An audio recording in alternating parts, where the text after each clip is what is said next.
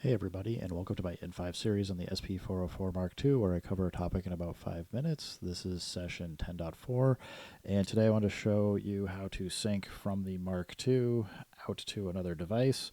So this is going to be a very similar setup to what I had for the session 10.3, but we're just changing.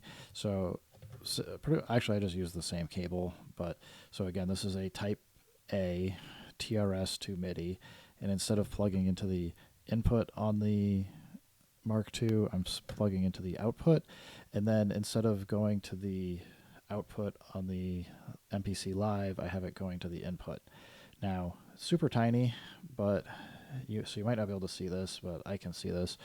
On the MPC, it is receiving a clock pulse on the input, so it is already seeing that the Mark II is sending this information over, and I can verify this by, if I get out of pattern mode, go Shift Utility, go into the System menu, and if you see, we have Midi sync out. Well, it's not technically sending the information, but it's sending some kind of a pulse information.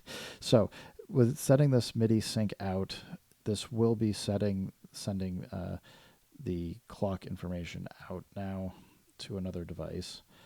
And if I exit out of here and then go to pattern mode, you can see I've got BPM 90. I can hit play over here. You can hear the metronome playing, but just from turning it on. But it is saying BPM 80 over here and BPM 90. And if you remember from what I was showing you at the last session, the problem here is we have sync off. So you're going to have to turn sync on. I'm going to turn it to MIDI clock, and if I exit out, and now if I hit record, I'm missing one more piece, I bet, here. But yeah, there we go. So once we get into a pattern, when it's got this metronome going while it's in record, but you haven't selected a pattern to record and actually started recording, it's just going to keep going with the metronome, but it hasn't actually sent any of the BPM or other information over. So, but when you do hit record, you can see now it goes blank. And if I turn, I'll actually go to rehearsal, but I've got the external source. So now we have the metronome from both the 404 Mark II playing and the metronome from the MPC playing. And you can hear that they're both in time. So, now technically I don't need the metronome over here on the MPC. I can turn that off, and I could use one, both, or either. But if we turn it back on and we adjust the BPM here, actually the easiest way would be hit record, exit.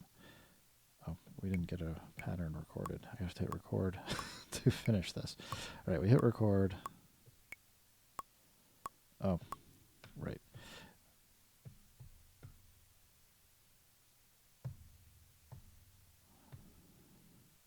And now we're stuck in waiting. What the heck? Pattern, record. This, record.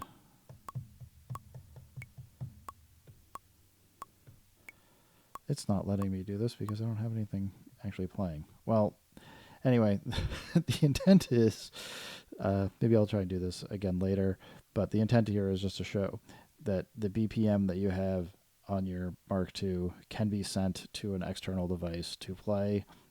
As I said, I just use the metronome on both of these devices. You can hear that they're both in sync or reasonably in sync. They might not be 100%, but I'll do some experiments to kind of play around with that. But this will probably be a way if you wanted to use your Mark II to sync other gear.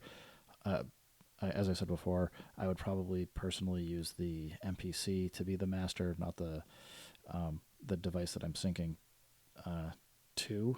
But there is a lot of different gear out there, and some stuff might make more sense to sync to the Mark II instead, especially for things where you might have delays or other things on like synthesizers or instruments that you want to actually have those delays be in sync with the whatever song you're playing. So hopefully this helps you guys out, and we'll talk to you again soon. Thanks. Bye-bye.